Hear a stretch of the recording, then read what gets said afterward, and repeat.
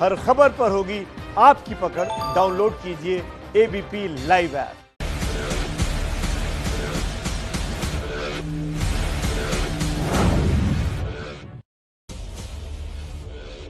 नमस्कार, आप देख रहे हैं एबीपी न्यूज। आपके साथ हूं मैं रोबिका लियाकत। हमारे डिबेट शो हुंकार में आप सभी का बहुत बहुत स्वागत है। आज दिल्ली को घेर कर बैठे किसानों के आंदोलन का कौन सा दिन है? 12 दिन। अब तक किसान इस आंदोलन से राजनेताओं को दूर रख रहे थे, लेकिन जैसे ही उन्होंने भारत बंद का ऐलान किया, विपक्ष को राजनीति चमकाने का मौका मिल गया। मोदी विरोध के नाम पर गैर भाजपाई दल टूट पड़े। 13 दलों ने भारत बंद को समर्थन दे दिया। अब तो खबर 20 की आ रही है। दिल्ली के मुख्यमंत्री अरविंद केजरीवाल किसानों के बीच पहुंच गए हैं और ये कहा कि मैं मुख्यमंत्री की तरह नहीं, सेवादार बनकर आया हूं। यूपी के पूर्व सीएम अखिलेश यादव कन्नौज में यात्रा निकालने लगे। धारा 144 के उल्लंघन के लिए उसके बाद उनको हिरासत में ले लिया गया। कांग्रेस ये कह रही है कि कल सभी जिला मुख्यालयों में प्रदर्शन होगा। बीजेपी आरोप लगा रही है कि किसान के चेहरे पर, किसान के नाम पर विपक्ष का ये दोहरा रवैया है, डबल स्टैंडर्ड है। खुद अपनी सरकार रहते तो मंडी एक्ट में बदलाव के लिए बड़ी बड़ी बातें कर रहे थे ये सभी लोग, और जब मोदी सरकार ने इसे कर दिया, अमली जामा पहना दिया, तो आज विरोध कर रहे हैं। सरकार ने इसी तरह एनसीपी, आम आदमी पार्टी, समाजवादी पार्टी के दोहरे चरित्र को उजागर किया है। शिवसेना के मुखपत्र सामना में यह लिखा गया है कि किसानों से बातचीत सिर्फ टाइम पास है, फूट डालने की कोशिश हो रही है। यह वही शिवसेना है जिसने लोकसभा में बिल के समर्थन में वोट दिया था, लेकिन राज्यसभा में पलट गई थी। फिर सवाल ये कि किसान आंदोलन में डबल स्टैंडर्ड की खेती विपक्ष नहीं कर रहा क्या? सुलह के रास्ते पर जब सरकार है तो विपक्ष विरोध के नाम पर आंदोलन को हाईजैक क्यों करना चाहता है? और सबसे बड़ा सवाल तो ये कि क्या वजूद बचाने के लिए विपक्ष विरोध कर रहा है? आज सबूतों के साथ हुंकार इसी मसले पर, लेकिन पहले आप ये रिपोर्ट देख लीजिए और उसके बाद खास मेहमानों से आपका परिचय।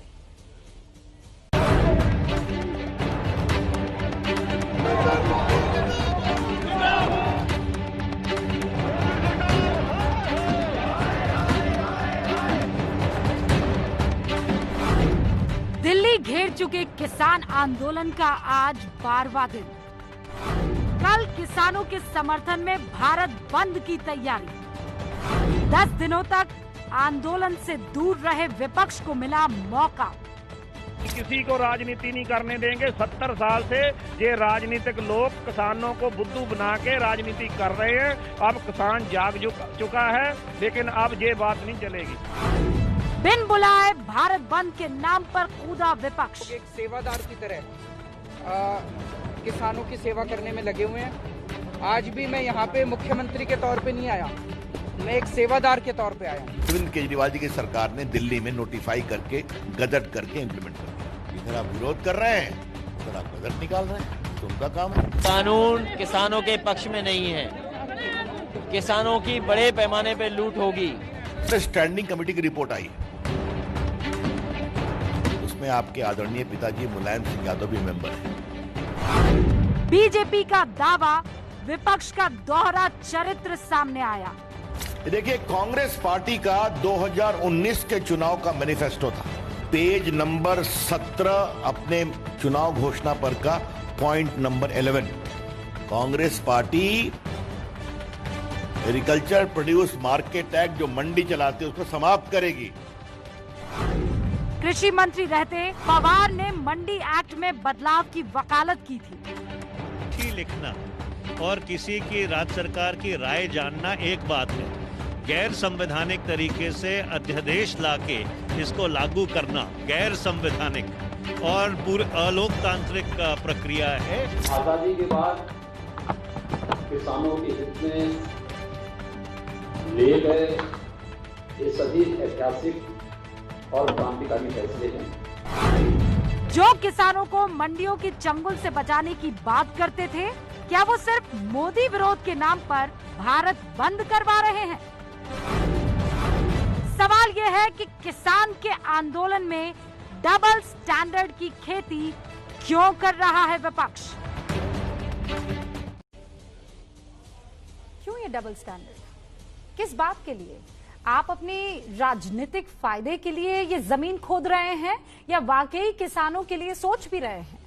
हमारे साथ सुधांशु त्रिवेदी साहब जुड़ चुके हैं, जो कि बीजेपी के प्रवक्ता है। बहुत बहुत स्वागत है सुधांशु त्रिवेदी जी। अखिलेश प्रताप सिंह साहब जुड़ चुके हैं, कांग्रेस के प्रवक्ता हैं। अखिलेश जी, स्वागत है आपका। अजय आलोक साहब जुड़ चुके हैं, जेडीयू के नेता हैं। हेमंत पाटिल साहब जुड़ चुके हैं, शिवसेना सांसद हैं। संजीव झा साहब हमारे साथ जुड़ चुके हैं, जो कि विधायक है आम आदमी पार्टी के। आप सभी का बहुत बहुत स्वागत है। सबसे पहले मैं अखिलेश जी आपसे शुरुआत करना चाहती हूँ, वो इसलिए क्योंकि एनसीपी का वो जब खत सामने आता है तो मन में ये सवाल उठता है, आप लोगों का मैनिफेस्टो जब आंखों के सामने आता है तो ये सवाल उठता है कि वाकई आप किसानों की भलाई के लिए भारत बंद में कूद रहे हैं या फिर आपको अपनी राजनीतिक जमीन की तलाश है, उसकी बुआई हो रही है अभी?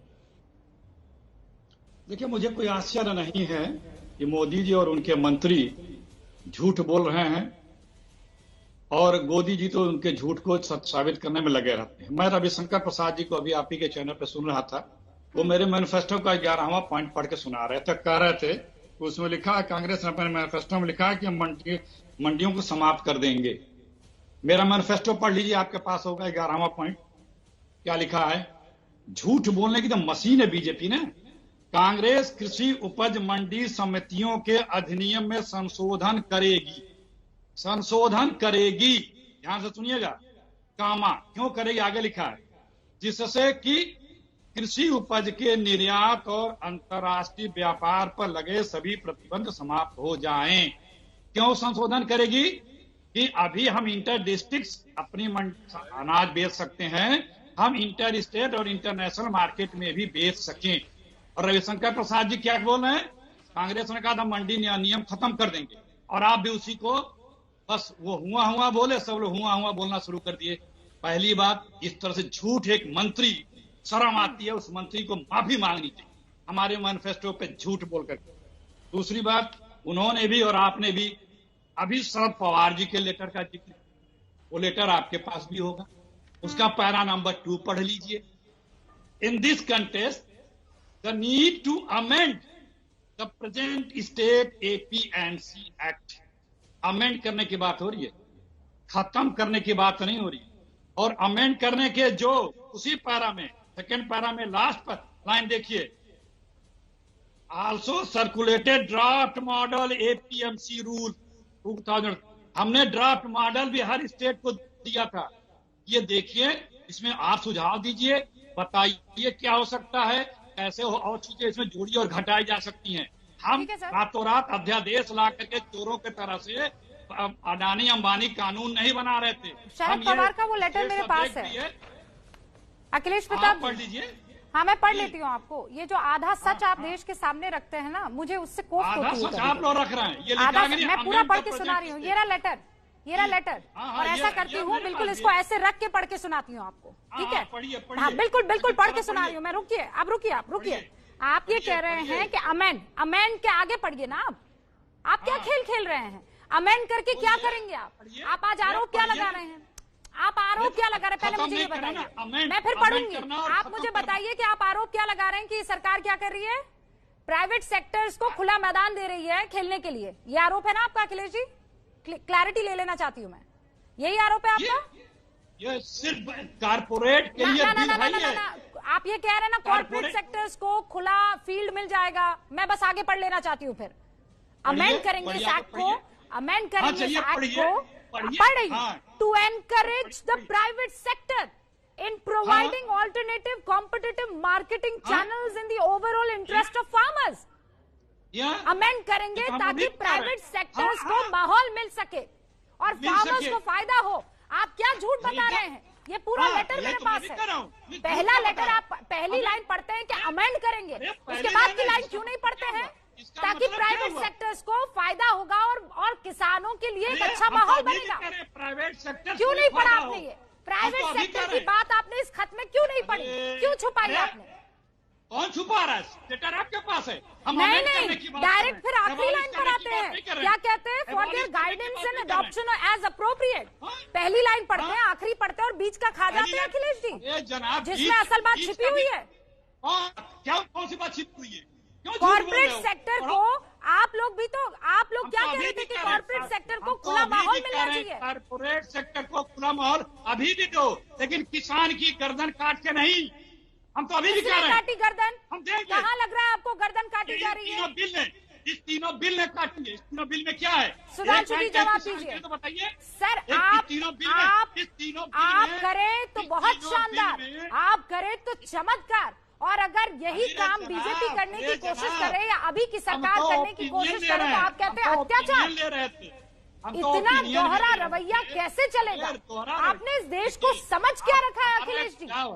हमारा एक सुझाव है, ये जो किसानों से बात नहीं कर पा रही है बीजेपी की सरकार, एंकरों को भी बुला लेना चाहिए। एंकरों को भी बुलाने, किसानों को समझाने। अखिलेश जी, जब आपकी पोल खुलती है, जब आपकी सच्चाई इस लेटर में दिखाई देती है, तो आपको ये लेटर मैंने तो नहीं लिखा, ये लेटर मैंने नहीं लिखा, ये लेटर शरद पवार ने लिखा।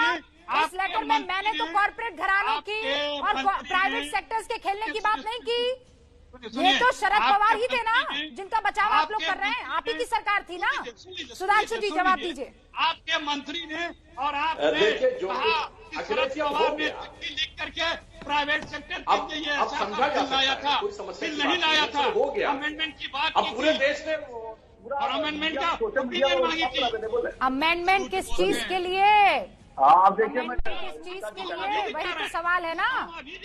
रूबिका जी सुनिए, आप सुधांशु जी से एक बार सुन लीजिए, फिर मैं। सर, मुझे कोई प्रॉब्लम नहीं थी अगर ये काम आपने अपनी सरकार रहते नहीं किया होता और आज आप भारत बंद में खड़े होते तो मुझे कोई दिक्कत नहीं थी। अपनी सरकारों में आपने यही काम किया और मोदी के अगेंस्ट जाने के लिए आप अपनी कही बात से पलट जाएंगे। अरे गोदी जी, इसमें ड्राफ्ट, जो मॉडल ड्राफ्ट है वो क्या है? तो ड्राफ्ट जो लगा के भेजा इस पत्र के साथ। हाँ, अब तो इफ एंड बट लगाएंगे ना अखिलेश जी, आप पूरा इफ एंड बट लगाएंगे।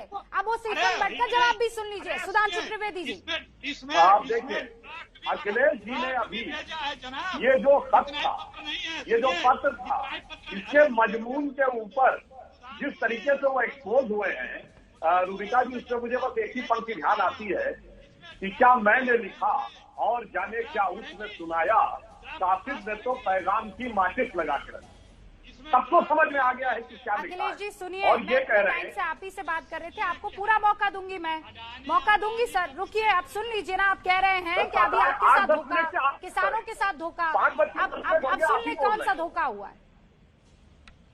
मैं फिर रिपीट करके अपनी बात शुरू करता हूँ। रूबिका जी, क्या मैंने लिखा और जाने क्या उसने सुनाया, कासिद ने तो पैगाम की माचिस लगा के रख दी, साफ साफ दिखाई पड़ रहा है। और ये कह रहे हैं कारपोरेट को प्लेयर बनाने के लिए। देखिए, झूठ शब्द से बड़ा ही लगाव है हमारे मित्र अखिलेश जी को। ये बताइए, एमएसपी में संशोधन की बात आपने कही है, हमने तो कुछ भी नहीं किया है। एमएसपी तो यथावत है, झूठ बोल रहे हैं, एमएसपी खत्म हो रहा है। दूसरी बात, अंबानी अडानी की बात कर रहे हैं। मार्च सन 2019 में कैप्टन अमरिंदर सिंह पेप्सी के प्लांट का उद्घाटन करते हैं। पेप्सी अंबानी अडानी का बाप है, मल्टीनेशनल है। अच्छा, वो कॉर्पोरेट नहीं है क्योंकि वो कांग्रेस के रिजीम में हुआ है। और ये महाराज, पंजाब में फल और सब्जी एपीएमसी एक्ट से बाहर है। रूबिका जी, सब्जी हम लोग रोज खरीदते हैं, धान और गेहूं महीने 2 महीने में एक बार।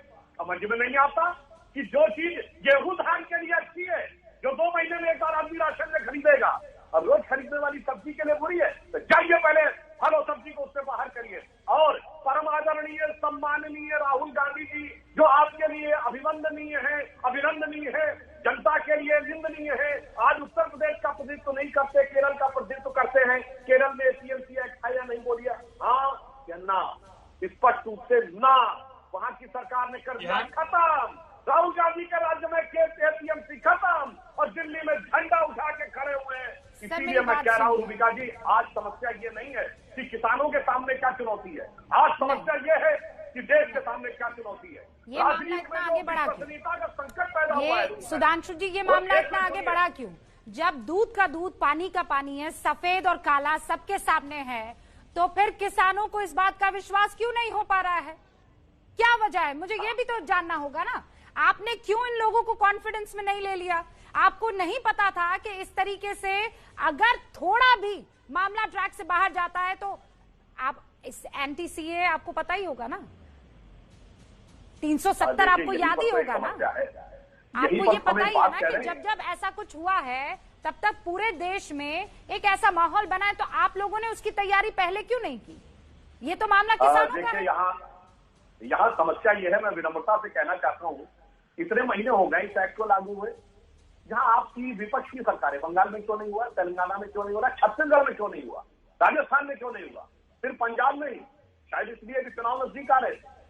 और हमने तो साफ बात ये कही ना, हम तो सिर्फ आपसे सीधी सीधी बात ये कह रहे हैं, किसानों को भड़काना बरगलाना बंद करिए। किसान भाइयों से मैं अनुरोध करता हूं, कृपया एक्ट को पढ़ लीजिए।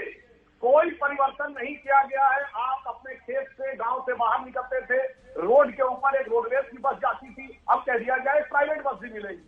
अब मन हो रोडवेज की बस में बैठिएगा, मन हो प्राइवेट बस में बैठिएगा, जिसमें सुविधा और किराया अच्छा मिले उसमें बैठिएगा, कोई समस्या ही नहीं है। मगर ये कह रहे नहीं जी रोडवेज की बस पे ही चलना चाहिए, वो प्राइवेट वाला मौका नहीं। एक सड़क है गांव की जिसपे चुंगी लगती है, एक और वो ये कह रहा है, देख कोई भी नया सिस्टम जब लाने की कोशिश होती है तो वो विश्वास बिठाना होता है ना। पहले वो भूमिका उसकी जरूरत होती है ना। वो क्यों कमी सरकार की तरफ से दिखी? किस बात का इतना कॉन्फिडेंस था आपको? क्यों लगा कि सब ठीक हो जाएगा? और फिर उसका फायदा आप देख रहे हैं या नाजायज फायदा देख रहे हैं, वहां सड़कों पर उठाया जा रहा है। हेमंत पाटिल साहब शिवसेना सांसद हमारे साथ बने हुए हैं, जरा उनका भी रुख हो। उससे पहले, अच्छा वो अभी तक आए नहीं, मुझे ये जानकारी मिल रही है। हमारे साथ आम आदमी पार्टी के मेहमान भी है, जरा उनका रुख कर लेते हैं। सर, आप पर तो बहुत बड़ा आरोप लग रहा है संजीव झा साहब, आपकी पार्टी ने तो पहली नॉन बीजेपी स्टेट के तौर पर हेडलाइंस प्राप्त की थी कि पहला ऐसा नॉन बीजेपी स्टेट बना जिसने इस तीनों कानून को लागू कर दिया है। आज आपने यू टर्न ले लिया। U turn. रुबिका जी, आप बहुत सीनियर पत्रकार हैं और मुझे लगता है कि संसदीय प्रणाली, संसदीय प्रक्रिया और कानून बनता है उसके बारे में आप बेहतर जानती हैं कि अगर कोई केंद्र सरकार अगर कोई कानून पारित करता है तो सभी स्टेट पे बाइंडिंग है कि उसको मानना ही पड़ेगा, और इसीलिए हम लोग इस कानून का विरोध। अभी मैं सुन रहा था बीजेपी के न्यूज को, बहुत गंभीरता से सुन रहा था। ये कह रहे हैं किसान को टकराया जा रहा है, किसान समझदार नहीं। देखिए, जो खेती करते हैं अपनी खेत पर खूबी जानते हैं और वो समझ रहे हैं कि आप पानी छीन रहे हैं, आप इसको उद्योगपतियों के हाथ में दे रहे हैं, और इसीलिए किसान आज विरोध कर रहा है। आज सिंगू बॉर्डर पर जाइए, आप टिकरी बॉर्डर पर जाइए, किलोमीटर्स में लोग बैठे, महिलाएं बैठी हैं, बच्चे बैठे हुए हैं, किसान बैठे हुए हैं, उससे बैठे हुए हैं कि उनको लगता है कि आपके साथ धोखा होगा, और लगातार बातचीत का सिलसिला जारी है, लेकिन कोई सकारात्मक हल नहीं निकल रहा। और जब सकारात्मक हल नहीं निकल रहा है तो इससे किसान परेशान, और इसीलिए हम सब लोग किसान के मांग के साथ। तो इसीलिए जो एक बहुत बड़ा झूठ बोला जा रहा है, ये दिल्ली सरकार ने मान लिया। मैं बताऊं आपको कि पंजाब में अबोहर में अभी खरीदा गया प्राइवेट कंपनी के द्वारा, और जब उससे पूछा, लिखित दिया है, कहा है कि चूंकि ये एपीएमसी एक्ट, ये चेंजेस आए हैं, कानून बन गया, इसलिए हम परचेज कर रहे हैं। तो ये सभी स्टेट को मानना पड़ेगा। ये एक संजीव जी, मैं इस बात को लेकर आपकी इज्जत करती हूँ कि आपने कहा कि भाई हमें कानून को मानना पड़ेगा और इसीलिए संसद में वो पास हुआ, हमने उसको लागू कर दिया।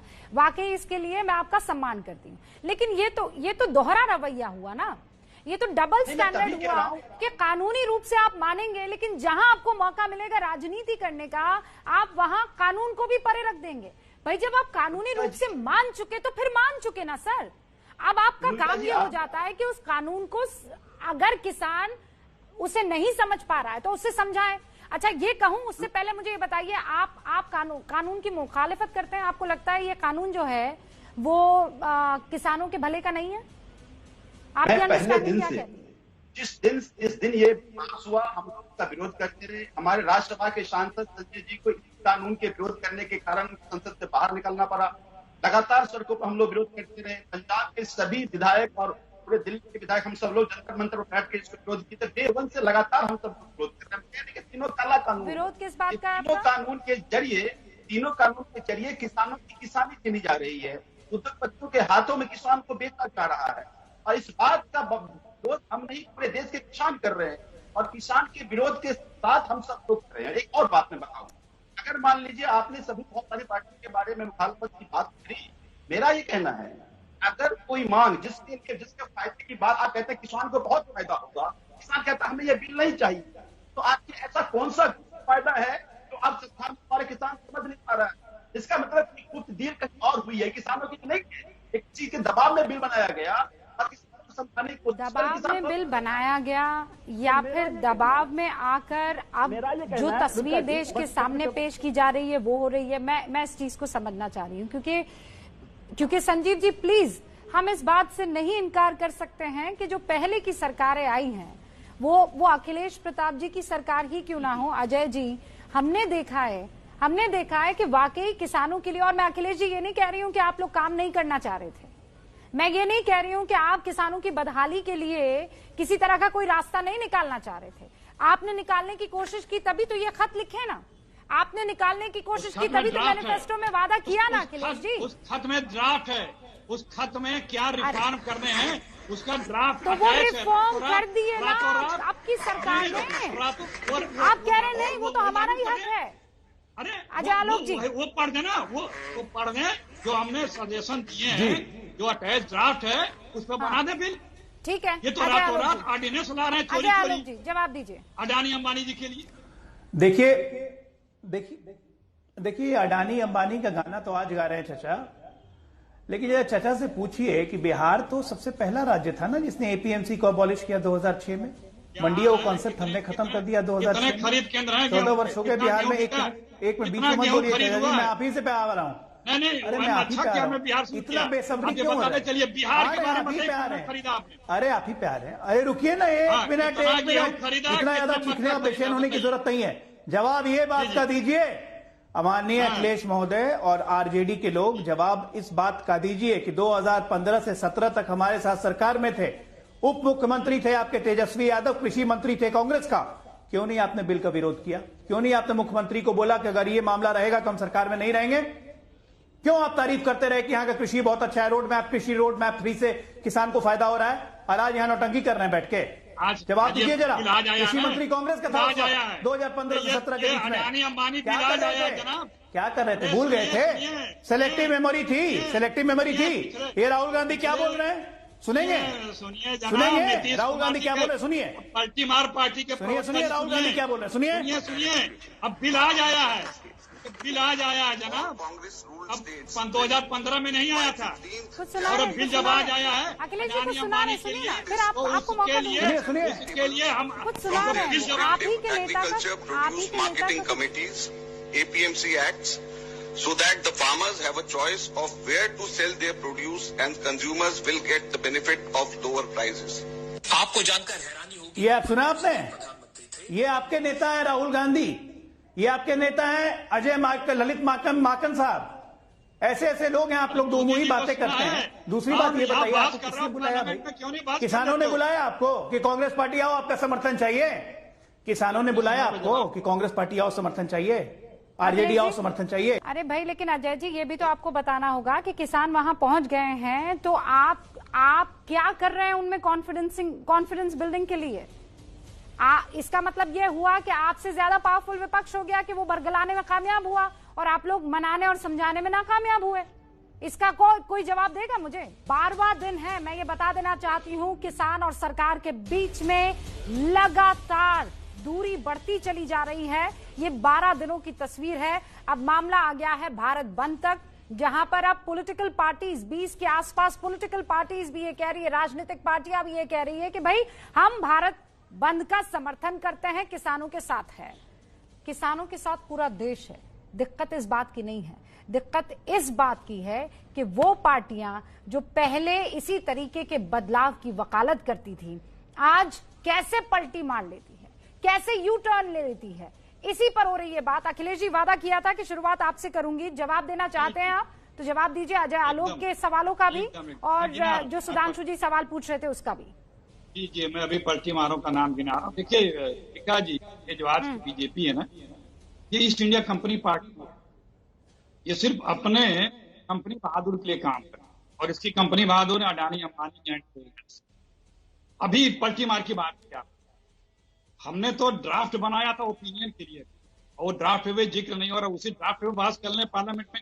मोदी जी ने जब मुख्यमंत्री थे 2011 में consumer report on working group of consumer affairs के हेड से बतौर सीएम 2011 को, उन्होंने जो प्रधानमंत्री मनमोहन सिंह जी को रिपोर्ट दी थी, उस रिपोर्ट में 19वें पन्ने पे बड़े स्पष्ट शब्दों में लिखा है कि एमएसपी मस्ट बी मैंडेटरी। ये मोदी जी ने बोला है। राजनाथ सिंह जी ने कई बार बोला, वीडियोज हैं, मोदी जी के भी वीडियोज हैं।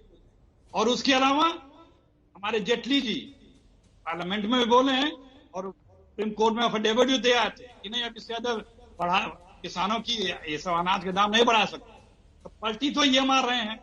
अब बिल ऑर्डिनेंस क्यों आता है? संविधान में है कि अर्जेंसी।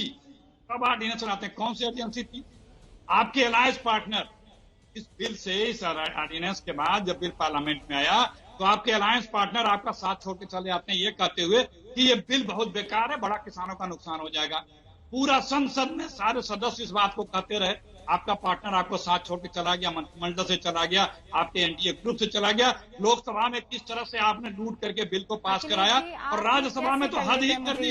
संविधान का फिर कह रही हूँ, मुझे राजनीति से दिक्कत नहीं है। सबसे काला दिवस था 2000 में जब आप ये अपनी बातें रख रहे थे, तब मैं 2011 प्लानिंग कमीशन की जो रिपोर्ट आई थी यूपीए के रहते, उस रिपोर्ट में भी इसी तरीके के बदलाव की वकालत की गई थी। मैं उसी पन्ने को निकालने की कोशिश कर रही थी और वो चेंजेस किस में थे? एंट्री थी 42वीं यूनियन लिस्ट में, जो कि सेंट्रल एक्ट है। अगर आप चाहते हैं तो मैं पढ़ के बता दूं। Planning commission in its 2011 report also overruled the policy option of enacting an inter state agriculture produce trade and commerce regulation act under entry 42 interstate trade and commerce of union list. सुन लीजिए, इतने पढ़ने का आवश्यकता नहीं। अब आप कह रहे हैं कि मैं पलटी मारने वालों को रुक जाइए, अरे रुक जाइए। आप ही लोग गिना रहा मोदी जी का, मैंने मोदी जी का गिनाया ना। सुन लीजिए विकास जी, कानून बनाने की एक प्रक्रिया है, ये खाली बकबक करते रहेंगे। उसमें प्लानिंग कमीशन भी आता है, बात कहाँ से आ गई? उसमें मुख्यमंत्रियों से एमएसपी को खत्म कर रहा है क्या? मुख्यमंत्रियों से कंसर्न भी आता है, उसमें मंत्रिमंडल का भी रिपोर्ट आती है, उसमें एक्सपर्ट का भी आता है। वो प्रोसेस चल रहा था। उस प्रोसेस में जब सब निकल के आता है, बिल का मंजूर तब आता है। सुनिए, कोई बिल पास नहीं हो रहा था, जब प्रोसेस चल रहा था। अपनी जमीन तलाश रहे किसानों के बहाने नहीं मिलेगी। तीनों बिल किस लिए? देखिए रूबिका जी, मैं बता रहा हूँ इन तीनों बिल में क्या है। अरे 2 साल हमारे साथ सरकार ने क्या समझ में नहीं आया? एक बिल, तीसरा बिल, ये तीनों बिल को मिलाकर सरकार का विरोध क्यों नहीं किया? ये 3 काम, ये 5 काम ये बिल कर रहा है। पहला काम कर रहा है, जितना चाहेंगे उतनी की होर्डिंग कर लेंगे, स्टोरिंग करेंगे। हमारे राहुल गांधी ब्लैक करेंगे, कंट्रोल करके दाम कंट्रोल करेंगे। दूसरा, जो चाहेंगे वो बुआई करवाएंगे। तीसरा, जिस रेट पे चाहेंगे रूबिका जी खरीदेंगे और जिस रेट पे चाहेंगे बेचेंगे। चौथा पांचवा और सुनिए, चौथा पांचवा और महत्वपूर्ण है। जब आप रुक जाइए, एक मिनट सुन लीजिए। जब आप बहस कर रहे हैं थोड़ा ईमानदारी से बात सुनिए। मैं बस ये जानना, अगर मैंने ये चिट्ठी आपकी नहीं पढ़ी होती, मैनिफेस्टो आपका नहीं पढ़ा होता, जो चेंजेस रेकमेंड किए गए प्लानिंग कमीशन जब आपकी सरकार थी, वो लाइनें ना पढ़ी होती, तो मैं आज आपकी सारी बातें सुनती। अखिलेश जी, सच बता रही हूँ, ईमानदारी से बता रही हूँ, आपकी सारी बातें सुनती। लेकिन आप वही लोग हैं जो इसी की वकालत करते फिर रहे थे, और आज आपको सिर्फ चूंकि मोदी के विपक्ष में खड़ा होना है, आप कह रहे हैं नहीं, जो हम वकालत कर रहे थे वो भी झूठा, वो गलत है। हर बार आप यही करते हैं, क्यों अखिलेश जी? आपको मोदी का कीर्तन करना करते रहिए। सुनिए सर, में और हमारे मुझे किसानों का कीर्तन करना है, मुझे किसानों का कीर्तन करना है, और मैं जानती हूँ आप किसका कीर्तन करना चाहते हैं, और इसीलिए आप किसानों के हित में और भले में होने वाली चीजों को भी झूठ पर आज झूठ पर कसा करने की कोशिश कर रहे हैं। सुधांशु जी, चले जाइए किसानों के बीच में। सुधांशु जी, अरे ये पन्ने झूठ नहीं बोलते हैं अखिलेश जी, ये पन्ने झूठ नहीं बोलते हैं। ये मैं खुद बनाकर नहीं लाई हूँ, ये मैं खुद बनाकर नहीं लाई हूँ, ये आपके पन्ने हैं जिसमें आप वही शब्द शह कह रहे हैं जो आज कानून में है। सुधांशु जी, क्या मैं गलत हूँ? क्या मैं गलत हूँ? सर, अगर मैं गलत हूँ मुझे बता दीजिए। आप झूठ बोले, कहिए फिर पढ़ के सुनाओ। आप और रविशंकर प्रसाद दोनों मैं बता रही हूँ आपको पढ़ के। बरकरार हैं अदानी और अंबानी इनके फेवरेट, तो किस प्राइवेट सेक्टर की बात आप कर रहे थे? बताइए फिर।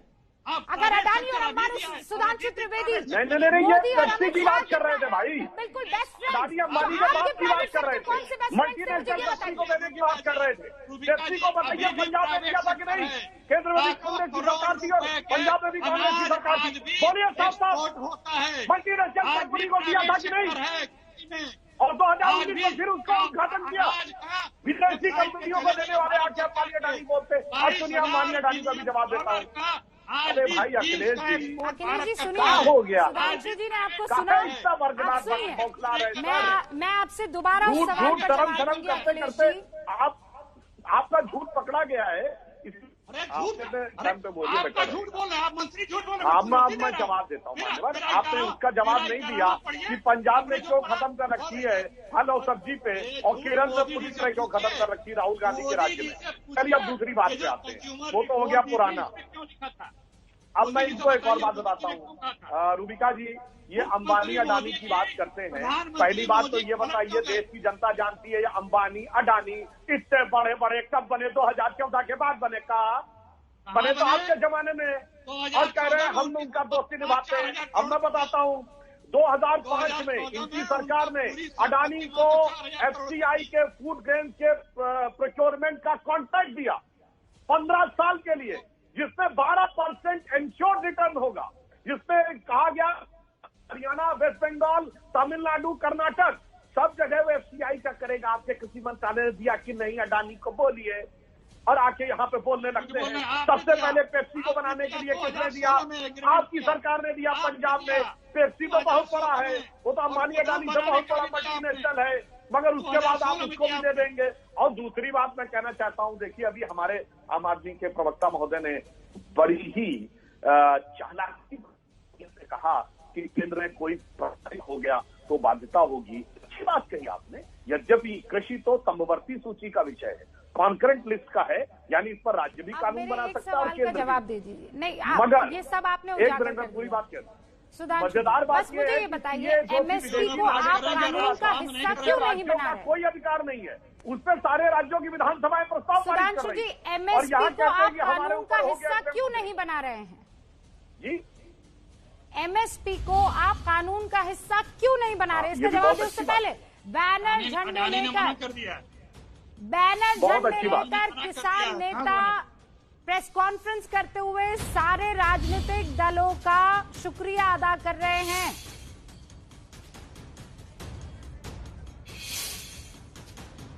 बैनर झंडे लेकर किसान नेता ये प्रेस कॉन्फ्रेंस कर ये कह रहे हैं कि बैनर और झंडे लेकर बंद के दिन ना निकले ये पार्टियां, लेकिन दलों के समर्थन के लिए शुक्रिया अदा किया जा रहा है।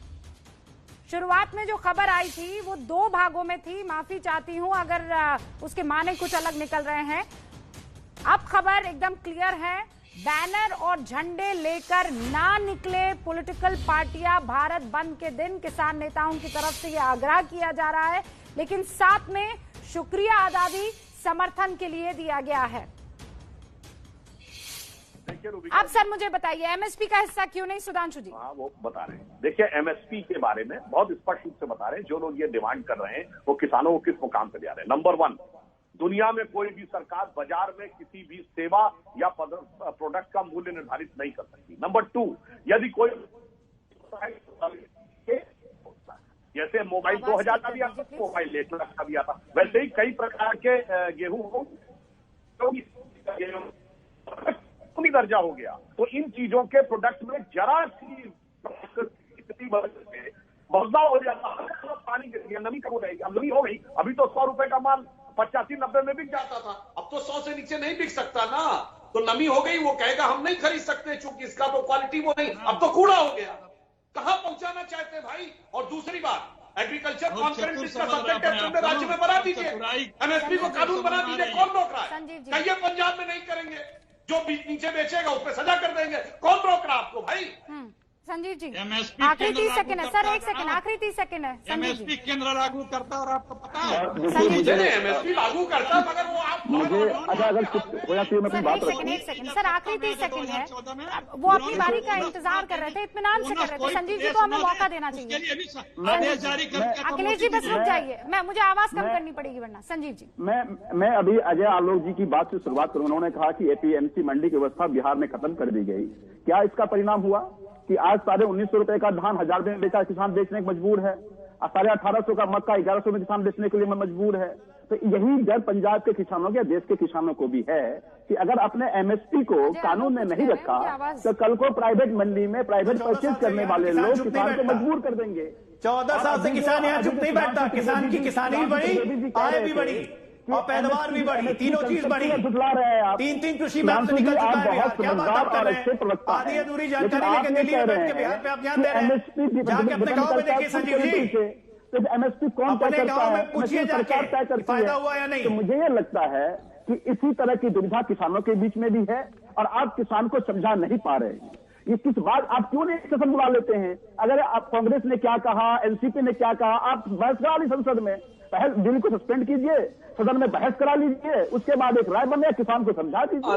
लेकिन किसान 12 दिन से सड़कों पर है, आप उनकी सुध नहीं ले रहे, लगातार मीटिंग पर मीटिंग करते जा रहे हैं, कोई सकारात्मक हल नहीं निकाल रहे हैं। तब तक किसानों को हो रहा है कि आज उद्योगपतियों के हाथ में ये सरकार समर्थन करेंगे। मैं ये कह रही हूँ कि विपक्षी पार्टियों के नाते इस बिल को आप कह रहे हैं समझा नहीं पा रही है सरकार, तो वो कदम जरा आप क्यों नहीं उठाते हैं? आप बरगलाने का काम क्यों कर रहे हैं? भारत को बंद क्यों किया जा रहा है? इस देश को तो आगे बढ़ना चाहिए ना, थामा और रोका क्यों जा रहा है? वो भी कुछ फैक्ट्स जो कहीं ना कहीं मिसप्लेस किए जा रहे हैं। और अगर सरकार ये कह रही है कि हम तैयार हैं कुछ रद्दोबदल करने के लिए, तो फिर इस बंद के पीछे की वजह क्या होती है, ये बता दें। आज सिलीगुड़ी में बीजेपी युवा मोर्चा के प्रदर्शन में कार्यकर्ता की मौत की खबर के बाद बीजेपी ने कल उत्तर बंगाल में 12 घंटे का बंद बुलाया है। बीजेपी युवा मोर्चा ममता सरकार के खिलाफ आज प्रदर्शन कर रही थी। इस बीच पश्चिम बंगाल पुलिस ने यह भी कहा है कि प्रदर्शन में सिर्फ पानी और आंसू गैस के गोले छोड़े गए। कार्यकर्ता की मौत की वजह पोस्टमार्टम रिपोर्ट के बाद ही पता चल पाई।